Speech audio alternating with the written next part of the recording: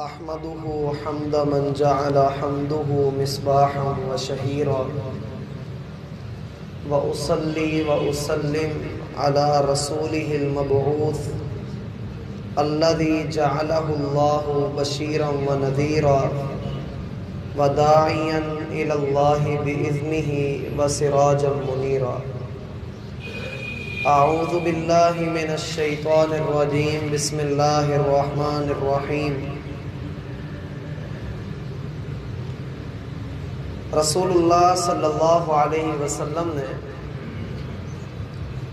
نصیحت اور عبرت کے لیے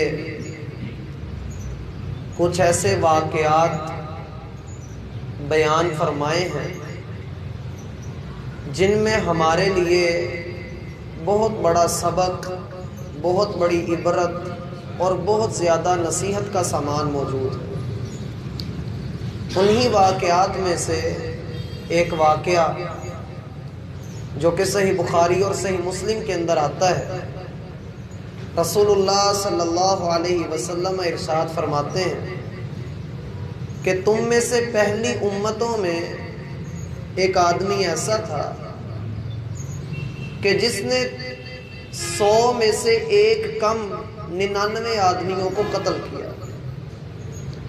پھر اس کے دل میں خیال آیا کہ کیوں نہ میں اپنے رب کے حضور توبہ کر لوں، معافی مانگ لوں۔ یہ سوچ کر وہ ایک ایسے شخص کے پاس گیا جو بہت زیادہ عبادت گزار تھا، بہت زیادہ اللہ کی بندگی کرتا تھا۔ یہ 99 آدمیوں کا قاتل جب اس شخص کے پاس آیا اور اس سے اپنا مسئلہ ذکر کیا کہ میں نے اس طرح سے زمین پر فساد کیا ہے، لوگوں کو قتل کیا ہے، تو فَهَلْ لِي مِن تَوْبَةٍ، کیا میرے لیے توبہ کا کوئی راستہ ہے، کوئی گنجائش میرے لیے نکلتی ہے؟ اس نے جواب دیا کہ تو توبہ کے قابل نہیں، اللہ تیری توبہ قبول نہیں کرے گا۔ وجہ یہ تھی کہ یہ بندہ عبادت کرنے والا تھا، عابد تھا، اسے اللہ کی بندگی کرنی آتی تھی بس، لہٰذا اس نے اپنی عبادت کو دیکھتے ہوئے، اپنی بندگی کو دیکھتے ہوئے، اپنی عبودیت کو دیکھتے ہوئے اسے جو سمجھ آیا اس نے کہہ دیا۔ اس نے دل کے اندر جو قاتل تھا، اس نے سوچا کہ جب میں نے جانا ہی جہنم میں ہے اور میری توبہ رب نے قبول نہیں کرنی، تو پھر جو مجھے مایوس کر رہا ہے میں اسے بھی زندہ نہیں چھوڑوں گا۔ اس نے اسے بھی قتل کر دیا، اور اس طرح کرنے سے اس کے 100 قتل پورے ہو گئے۔ یہ کہنا، سننا، پڑھنا یہ بہت آسان ہے، لیکن 100 بندے قتل کرنا، 100 آدمیوں سے ٹکر لے لینا، یہ بڑا دل گردے کا کام ہے۔ اور جب بندہ قتل کرتا ہے تو اس کا جسم کانپ اٹھتا ہے، اس کے جذبات بہہ جاتے ہیں، اس کا بڑے بڑوں کا دل گردہ پانی ہو جاتا ہے، پتا پانی ہو جاتا ہے اس جگہ پر آ کر۔ لیکن اس نے 100 بندوں کو قتل کیا، لیکن اتنی طاقت، اتنے دل گردے کے باوجود اگر ہار گیا تو اپنے رب کی رحمت کے آگے ہارا، اور اگر اسے احساس ہوا ہے تو اس وجہ سے ہوا ہے کہ بے شک میں نے 100 بندے قتل کر دیے ہیں، لیکن ابھی بھی مجھے اپنے رب سے امید ہے کہ وہ مجھے معاف کرے گا، لیکن لوگ اسے مایوس کر رہے ہیں۔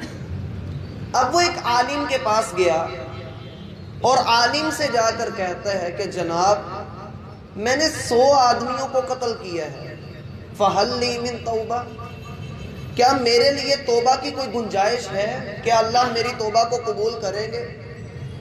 اس عالم نے جواب دیا، ہاں کیوں نہیں، اللہ تمہاری توبہ کو قبول کرے گا اور ضرور کرے گا، لیکن تم جس جگہ پر رہتے ہو، تمہارے ارد گرد کا جو ماحول ہے وہ گناہ کا ماحول ہے، تمہارا ماحول نیکی والا ماحول نہیں ہے، اس لیے تم اس جگہ سے کوچ کر جاؤ، ہجرت کر جاؤ، نکل جاؤ اور دوسری بستی میں جاؤ، وہاں پر کچھ نیک لوگ رہتے ہیں، ان کے درمیان رہو، اٹھو بیٹھو، ان قریب تم ان کے رنگ میں رنگے جاؤ گے اور اللہ تمہاری توبہ کو قبول کر لے گا۔ یہاں رک کر دو کرداروں کی طرف نظر دوڑائیے۔ ایک وہ ہے جو عبادت گزار ہے، عبادت اللہ کی کرتا ہے لیکن گناہ کرنے والے سے نفرت کرتا ہے اور اسے اللہ کی رحمت سے مایوس کرتا ہے۔ یہ عبادت گزار کے پاس پہلے گیا، عبادت گزار نے اس کو مایوس کر دیا، میرا بھائی وہ قتل بھی ہو گیا، لیکن جاتے جاتے مجھے اور آپ کو یہ سبق ضرور دے گیا کہ اگر علم نہ ہو تو فتویٰ نہیں دیتے۔ اگر بندے کے پاس علم موجود نہ ہو تو فتویٰ دینے میں جلدی نہیں کرنی چاہیے۔ اور دوسرا سبق جو ہمیں یہاں سے حاصل ہوتا ہے وہ یہ کہ نفرت گناہ سے ہونی چاہیے، گنہگار سے نفرت نہیں ہونی چاہیے۔ تیسرا سبق ہمیں یہ ملتا ہے کہ بندوں کو مایوس نہیں کرنا چاہیے، کسی بھی بندے کو مایوس نہیں کرنا چاہیے۔ جب اللہ رب العالمین اپنے جلال کی، اپنی عزت کی قسم اٹھاتے ہیں اور فرماتے ہیں کہ میری رحمت ہر چیز کے اوپر حاوی ہے، تو پھر ہم دوسروں کو مایوس کیوں کریں؟ ہم جہنم کی تقسیم اپنے ہاتھوں سے کیوں کریں؟ یہ اللہ کی چیز ہے، اللہ جانتا ہے کس نے جہنم میں جانا ہے، لیکن ہم یہی چاہتے ہیں کہ ہم اپنے رب کو راضی کر کے ہم جنت کے اندر جائیں، اور وہ رب بھی یہی چاہتا ہے کہ وہ اپنے بندوں کو جنت میں داخل کرے، عذاب دے کر وہ خوش نہیں ہوتا۔ سورۃ النساء 5واں پارہ اس کی آخری آیت ہے، ما یفعل اللہ بعذابکم ان شکرتم وآمنتم۔ اللہ تمہیں عذاب دے کر کیا کرے گا اگر تم شکر گزار بن جاؤ، اگر تم ایمان والے بن جاؤ۔ اور دوسرے آدمی کو بھی دیکھیں جو عالم ہے لیکن دوسروں کو مایوس نہیں کر رہا، گناہ سے نفرت کر رہا ہے، گنہگار سے نفرت نہیں کر رہا، اسی لیے تو اسے کہہ رہا ہے کہ وہ بستی اچھی نہیں ہے جہاں تم رہ رہے ہو، تم اس گناہ کی جگہ کو چھوڑ کر اچھی جگہ پر آ جاؤ۔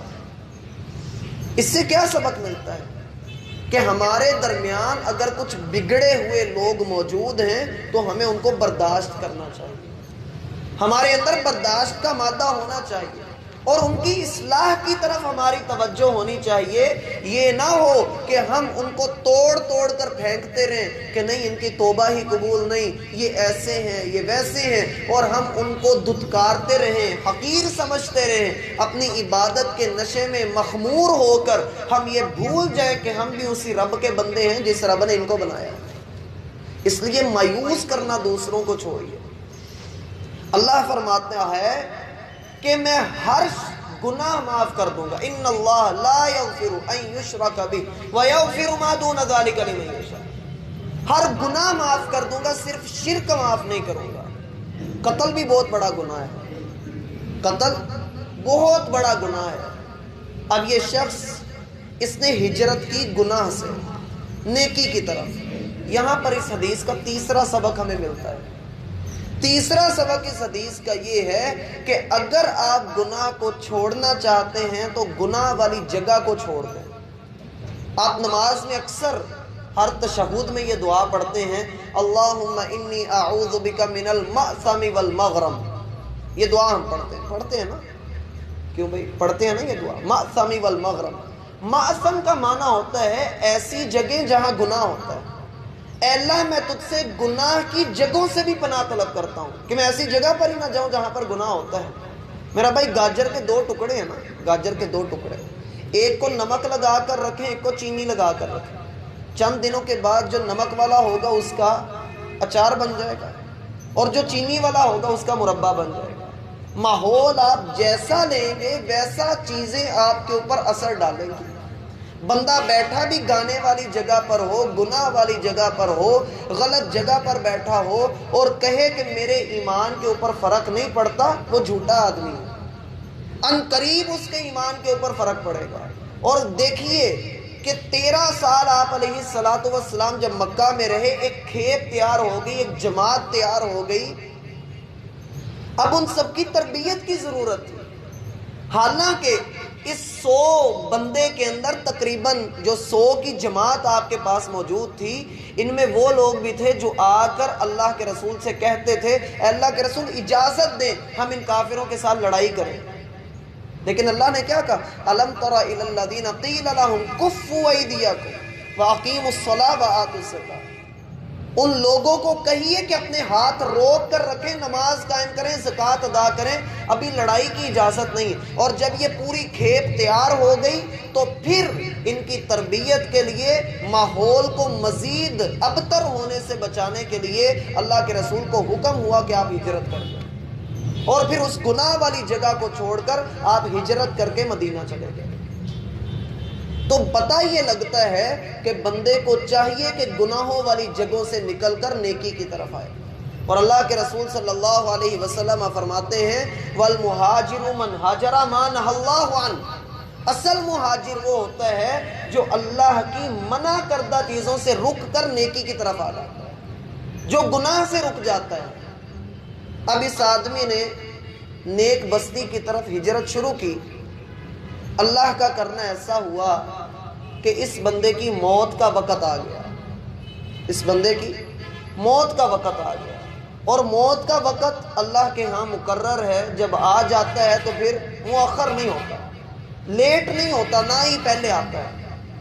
اللہ رب العالمین نے حکم دیا کہ اس کی روح قبض کر لی جائے، کیونکہ یہ اس جگہ پر آ چکا ہے جہاں پر اس کی لکھی ہے۔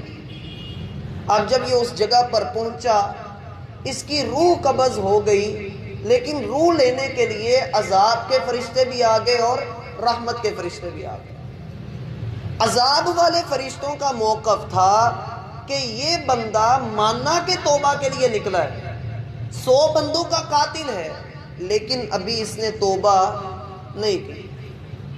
رحمت کے فرشتے کہہ رہے تھے کہ ماننا کہ اس نے 100 بندوں کا قتل کیا ہے، لیکن یہ نیک بستی کی طرف جا رہا ہے، لہٰذا ہم اس کے ظاہری عمل کو دیکھتے ہوئے اس پر نیکی کا حکم لگائیں گے، لہٰذا ہم اس کی روح کو لے کر جائیں گے۔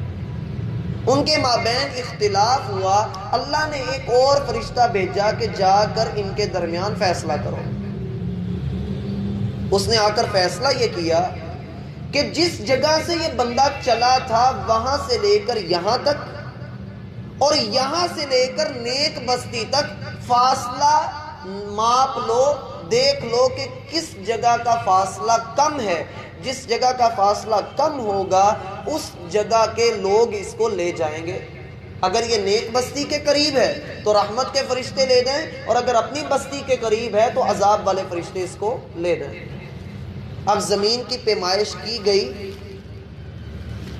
تو اللہ رب العالمین نے زمین کو وحی کی۔ صحیح بخاری میں آتا ہے کہ اللہ رب العالمین نے زمین کو وحی کی کہ سکڑ جاؤ، اور وہ زمین سکڑ گئی۔ جب ماپا گیا تو نیک بستی کا فاصلہ اور گناہ والی بستی کا فاصلہ، دونوں میں 1 بالشت کا فرق آیا۔ وہ نیک بستی کے زیادہ قریب تھا، صرف 1 بالشت۔ میرا بھائی، میرے اور نیکی کے درمیان بھی یہ 1 بالشت ہے۔ شیطان مجھے اور آپ کو یہ 1 بالشت طے نہیں کرنے دیتا، ہمیں اسی سے روک کر رکھتا ہے۔ اور ہم قاتل تو نہیں ہیں اللہ کے فضل سے، الحمدللہ ہم قاتل نہیں ہیں، لیکن ہم گنہگار ضرور ہیں۔ اور اس گناہ کو بخشوانے کے لیے ہمیں اپنے رب کے حضور توبہ کرنی ہے۔ حدیث میں آتا ہے کہ بندہ اپنے رب کی طرف 1 بالشت آتا ہے، اللہ رب العالمین 1 ہاتھ اس کے قریب آتا ہے۔ بندہ 1 ہاتھ اللہ کے قریب آتا ہے، اللہ 2 ہاتھ اس کے قریب آتا ہے۔ بندہ چل کر اللہ کی طرف آتا ہے، اللہ دوڑ کر اس کی طرف آتا ہے۔ مزہ تب ہے کہ بندہ سچے دل سے اللہ رب العالمین کے حضور توبہ کرے۔ اور یہاں آخری نقطہ بھی سمجھیے، نہ تو نیک فرشتوں کو پتا تھا کہ اس کے دل میں کیا ہے، اور نہ ہی عذاب والے فرشتوں کو پتا تھا کہ اس کے دل میں کیا ہے، اس لیے دونوں ظاہری چیز کو دیکھ کر حکم لگا رہے تھے۔ اس سے پتہ لگتا ہے کہ بندے نے جو نیت کی ہو اس کا تعلق دل کے ساتھ ہے، اور دل کے حالات اللہ جانتا ہے۔ اسی لیے تو اللہ نے اپنے بندے کو معاف کرنے کے لیے زمین کو سکڑنے کا حکم دیا۔ اس لیے زمین آپ کے لیے بھی، میرے لیے بھی، ہر کسی کے لیے سکڑ سکتی ہے، اگرچہ اگرچہ وہ دنیا کا کوئی دوسرا کونا ہی کیوں نہ ہو، اگر ہم گناہ کے لیے گناہ کو چھوڑ کر نیکی کی طرف نکلیں گے تو اللہ کی قسم ہمارے لیے بڑی آسانیاں ہوں گی۔ اللہ کا واضح فرمان ہے وَالَّذِينَ جَاهَدُوا فِينَا لَنَهْدِيَنَّهُمْ سُبُلَنَا، جو ہمارے لیے محنتیں کرتے ہیں، جو کوششیں کرتے ہیں ہمارے لیے، ہم ان کے لیے ہدایت کے راستے کھول دیتے ہیں۔ وَإِنَّ اللَّهَ لَمَعَ الْمُحْسِنِينَ، اور اللہ نیکی کرنے والوں کے ساتھ ہوتا ہے۔ اللہ نے ساتھ دیا اور یہ 100 بندوں کا قاتل اللہ رب العالمین کے ہاں بخشا گیا۔ اللہ مجھے اور آپ کو سمجھنے کی توفیق عطا فرمائے۔ وما توفیق